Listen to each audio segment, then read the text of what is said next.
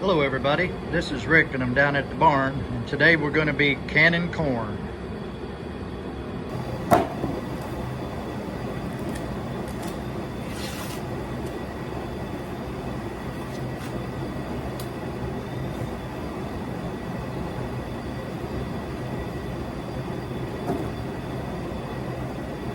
So I was telling you before, back when I was a kid growing up on the farm, we pretty much raised everything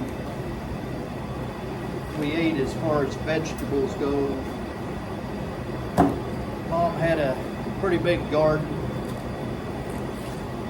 Of course, one of our chores was to go out there and keep the weeds down and help harvest whatever it was, whether it's picking green beans or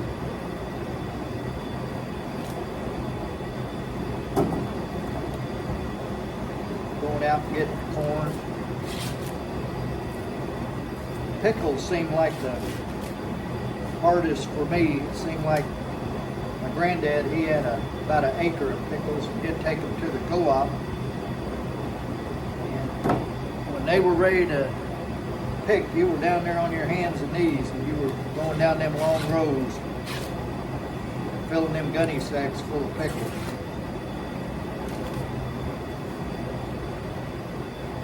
That wasn't the easiest thing in the world as a kid. I don't know, a lot of times,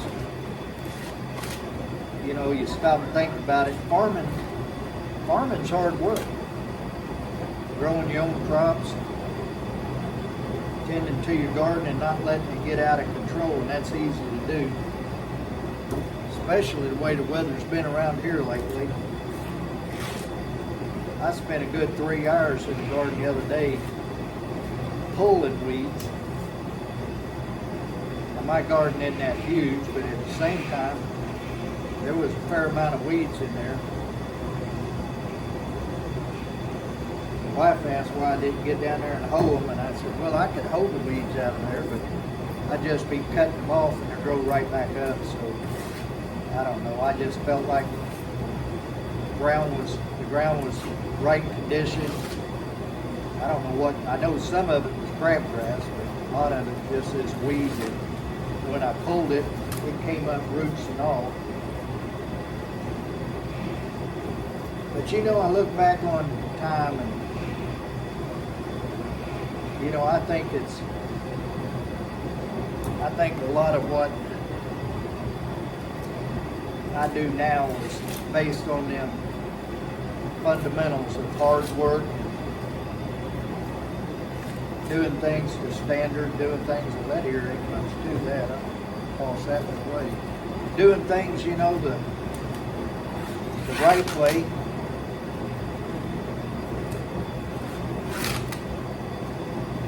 Even if nobody was watching it, you know, you had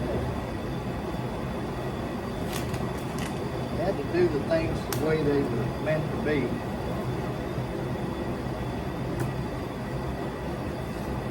If you didn't, the repercussions would have been not so much doing it over, but you might have lost your crop. You don't keep them weeds down, and you don't keep the bugs off of them. Don't keep them watered.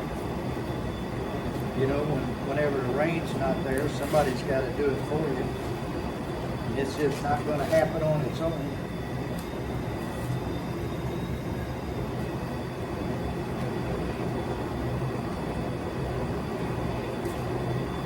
I don't know how much corn we put up over a season, but Lord, I remember one year doing green beans, and Mom had 144 quarts of green beans she put up. And I don't know if she had a magic number of what she did, or she just, if it was based on how well the garden was growing, or how many jars she had. I never really asked. I just figured, well, I know we had green beans for a meal most any time. Green beans, corn, Beets of all things. Beets is not one of my favorites. We grew cabbage, lettuce, tomatoes, a bunch of tomatoes. I remember putting up a lot of tomato juice. I don't remember eating a bunch of spaghetti, like spaghetti sauce, but we certainly used the juice in different meals she would make up.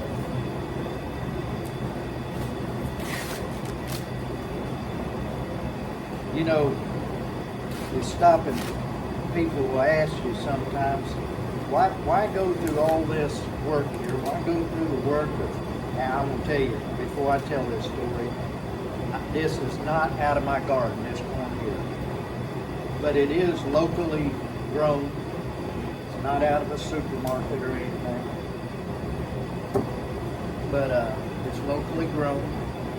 I've tried corn for the last couple of years, and I only get a couple rows, and it seems like every time it gets just about right, we get a big wind, and all my rows are laying on the ground.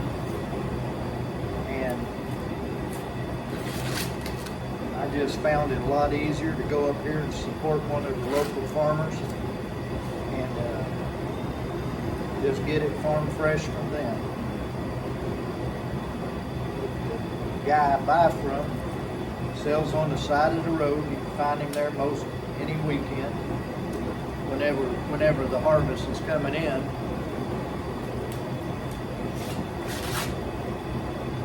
He raises 5 acres of sweet corn. Now he's going under the same drought the rest of us are, and said that he had put water on his. He said, you try to water 5 acres of corn, sweet corn. He said, that's not an easy chore. So he wasn't sure how much longer he'd have corn for people to buy. So I went on and grabbed what I could. We're doing a half a bushel right now. I got my pot of water boiling over there. So back to my story, people will say, why go through all this work when you can go to the store and buy a can of corn for 50 cents? And obviously, the folks that are asking that question have never ate farm-raised sweet corn straight from the field.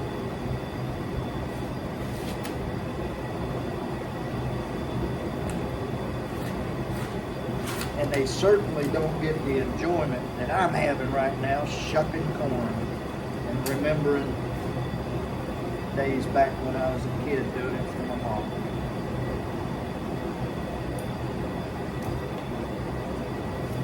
Everything seemed to be a kind of a family event back then. If we wasn't doing it for Mom, we were doing it for Grandma.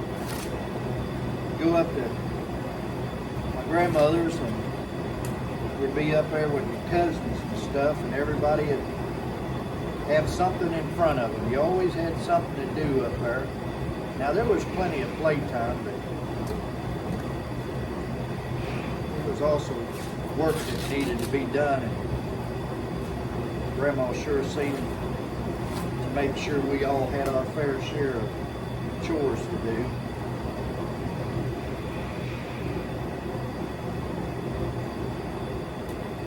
Now, I'm going to tell you, it doesn't take much to grow corn. You do have to have your rows. You have to have it in rows, multiple rows, so it can germinate.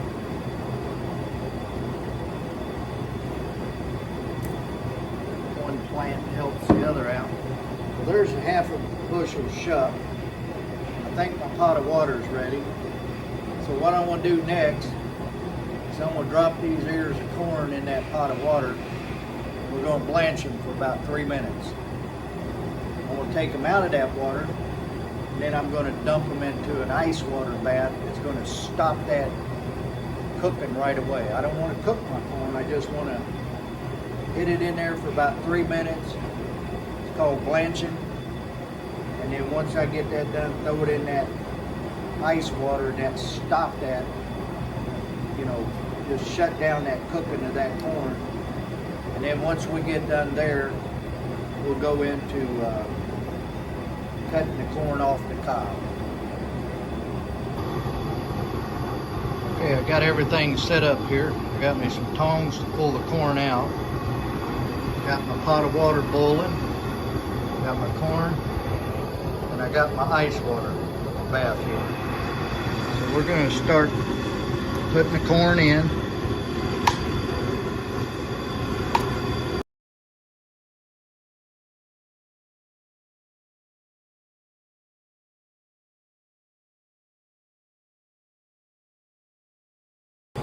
Okay, our 3 minutes is about up. We've had this corn on a good boil. There's our timer. And now we'll just put it here in this ice water.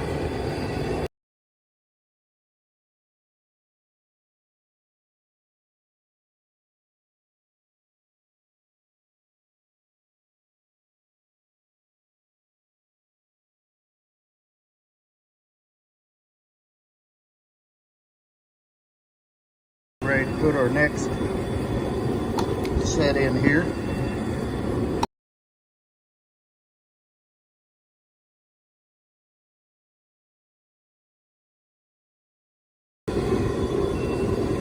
Hey, when that corn's in that hot water, them silks come off a lot easier. I pulled quite a bit off whenever I was shucking, but it's near impossible to get everything. But you'll find that silks will come right off of there and they'll come up to the top. And when they do, you can just reach in there and grab them and get them out. Of course, now you know why I do this down at the barn. If I was doing this up in Mom's kitchen, she'd be having a fit right about now. What in the world am I doing throwing stuff on the floor?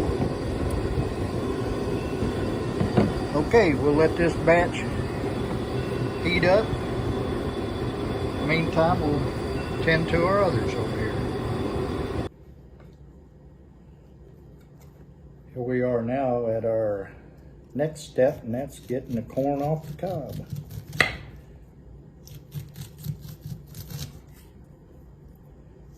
You can go on, again, go out there on Google, and they got several different gadgets. There's nothing like doing it the old-fashioned way. Get you a sharp knife.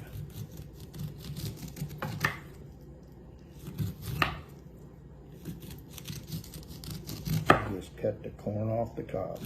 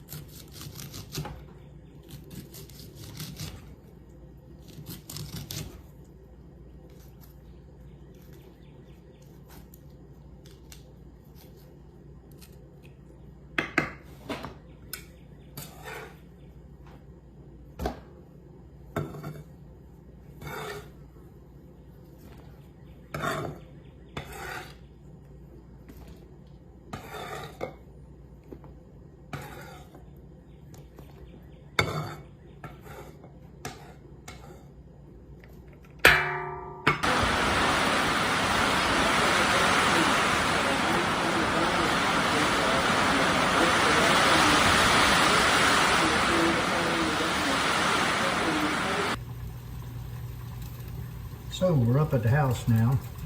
It's not the next day. I got caught in pouring rain out there and had to change clothes. But we're up here at the house now because you really don't want to use your pressure cooker on an outdoor burner like what I was using down there to blanch the corn with. Anything over 12,000 BTUs gets a little bit too hot with the aluminum pressure cooker, and I'm using this Presto cooker here, pressure cooker, and it'll warp the aluminum, and you can end up with all kind of serious problems. So we're raw packing this corn today. I got my jars already sterilized. I got my lids warmed up, my rings are clean, and I got me some boiling water here. So I'm going to start packing the jars, and then we'll get ready to put her in the pressure cooker.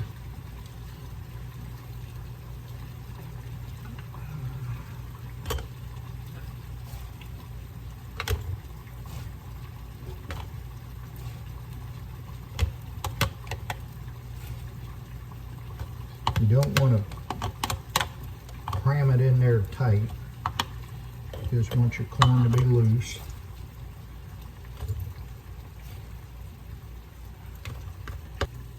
It's always good to read the book when it comes to canning. It's like I told you in the introduction, it's not something you need to be scared of, but you certainly want to respect the warnings and whatnot.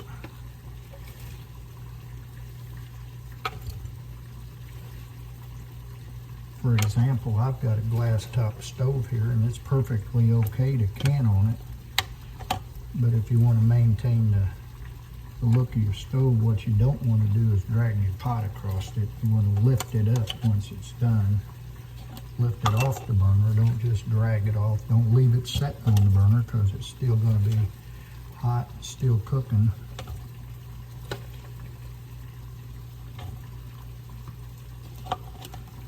I'm glad my camera angle doesn't show what's going below the jar. Corn all over the place. Okay, I got my jars full.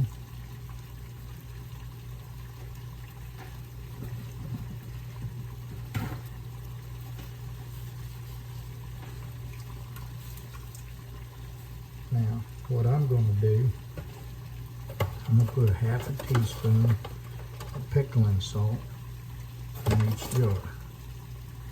It's not required,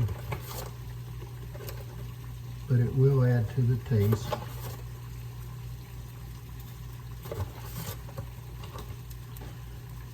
For your pints, you want to use a half a teaspoon, and for a quart, you want to use a full teaspoon if you were doing quarts.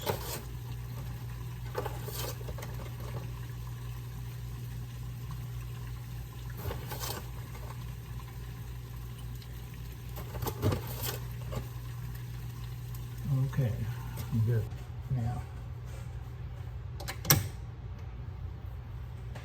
take you. Got a napkin here, and what you want to do is you want to wipe the rims of your jar. Make sure you don't have any corn or silk or anything else on it. You want a good seal once you put your lids on it. Depending on where you're from, some people call them flats. I call them lids. You want to use new lids all the time. You don't want to reuse your lids, although it depends on who you talk to. Some of them are saying now you can, but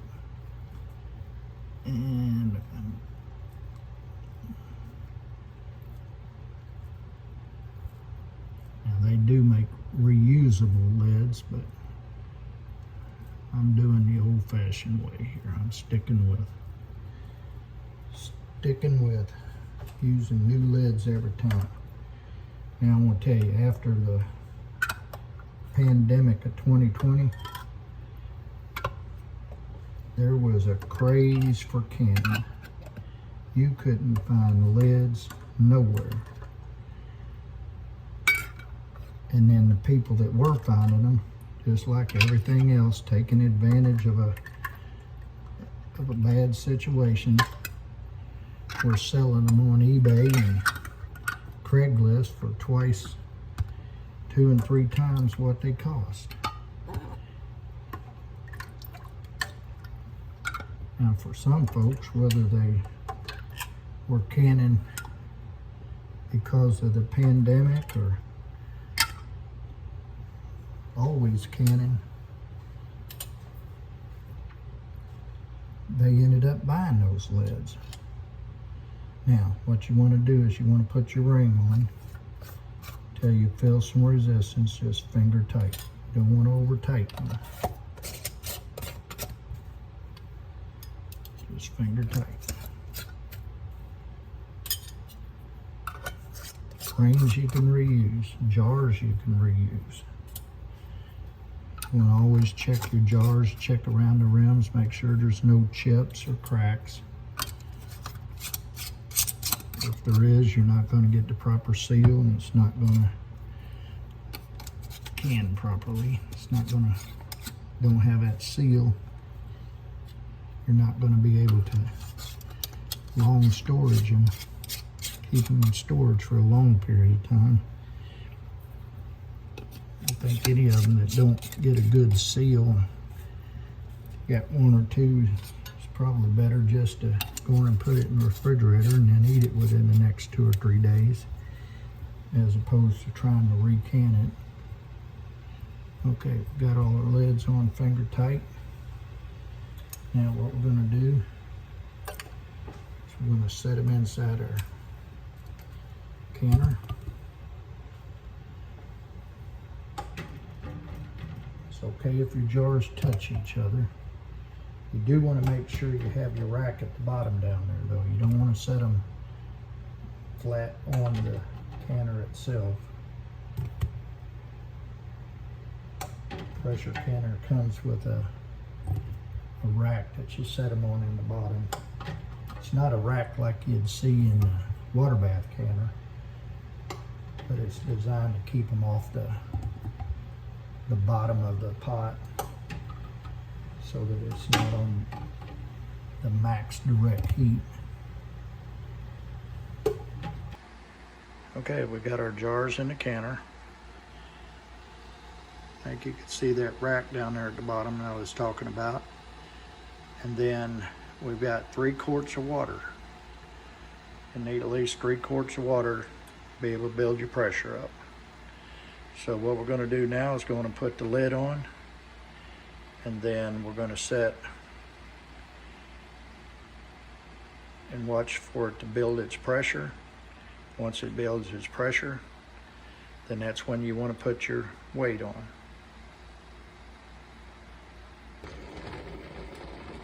Okay, we're starting to see a little steam come out. What you want is you want a good steady stream of steam before you put your weight on. Now the one thing that I did is I checked my seal, made sure it was not dry rotted from last year or anything, all dry and stuff. You can wipe it down a little bit with some vegetable oil, but I didn't need to. Check my pressure release over here, make sure that it wasn't clogged or anything. It was good to go. I like putting my pressure release on the opposite side of where I'm standing. So you can throw a lot of water out on you, and you don't want that. There's your emergency release. If something were to happen, it decides it's way over pressurized, it'll blow that out. And then of course I made sure my vent here was clear. You could see all the way through it. Now you can see right now that pressure release over there. As long as it's down, that means there's no pressure in the pot yet. But as soon as it pops up, then this canner is pressurized at that point. So we'll just wait here a little bit longer until we get a good steam. get our pressure going, built up. Okay, our pot's under pressure. You hear that good steady steam coming out. Now it's when we want to put our weight. Your weight itself plus one additional weight, your 10 pounds. Set it on there. Now, we got the weighting game again. Now we wait for a good steady rocking of our weight. And once it gets to rocking, that's when we set our timer for 55 minutes.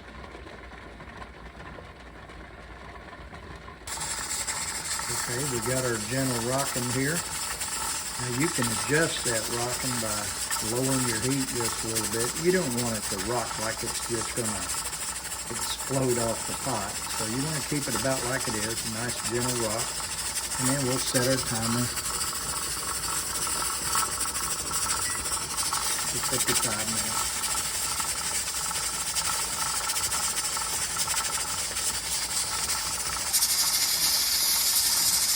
So I find the trick about canning is knowing your steps and being prepared for the next one. So while we've got this one here going for 55 minutes, what I was able to do was clean up my mess over here, get my towels ready, because when this thing's done, I'm going to turn the heat off. I'm going to lift the pot up and set it over here.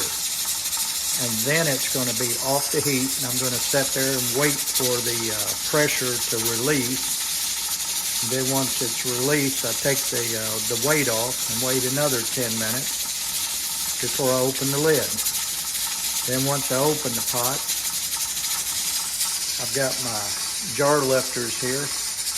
I'll lift my jars straight out of the pot, which will be sitting here, and set them on to the towels here. You don't want to put your jars on the counter directly. You want to set them on some towels here. And then I'm going to leave them there for about 24 hours, all the way up till tomorrow evening. Don't touch them or anything. You'll hear some popping. You'll hear when the lid seals, you'll hear that popping sound, which is, you want to hear 10 pops. That means you did good, and all your jars are sealed good. Because they're not actually sealed until you get them out of the pot and set them down here.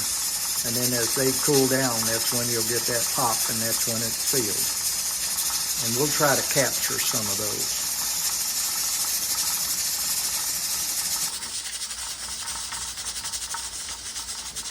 Okay, we got it off the burner.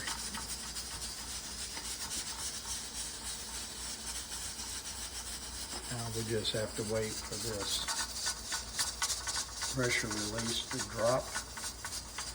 Then we can take our weight off, wait another 10 minutes, and then after that we can remove the lid. It's a process. So the pressure's off the canner now. We can remove our weight. And we'll wait another 10 minutes, or wait 10 minutes.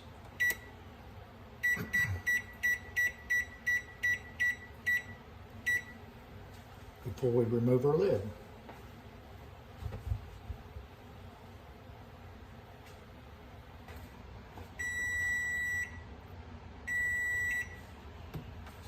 Okay, our 10 minutes are up. We can safely remove our lid now. We want to open it away from us.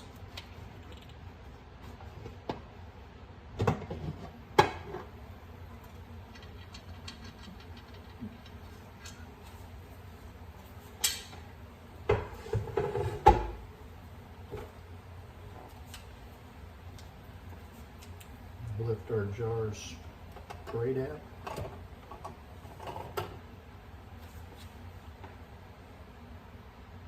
And set them on our towel.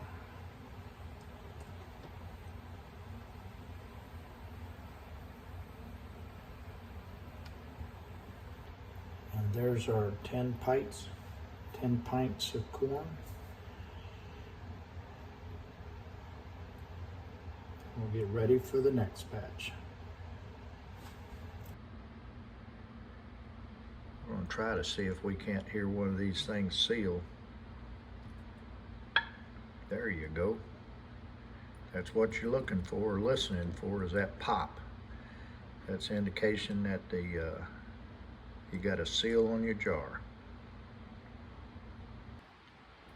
We ended up with 40 pints of corn here. I did freeze about 4 pints, so 44 pints out of 2 bushel of corn. Not too bad. If you like this video, give it a thumbs up, subscribe, and share with your friends. Y'all take care.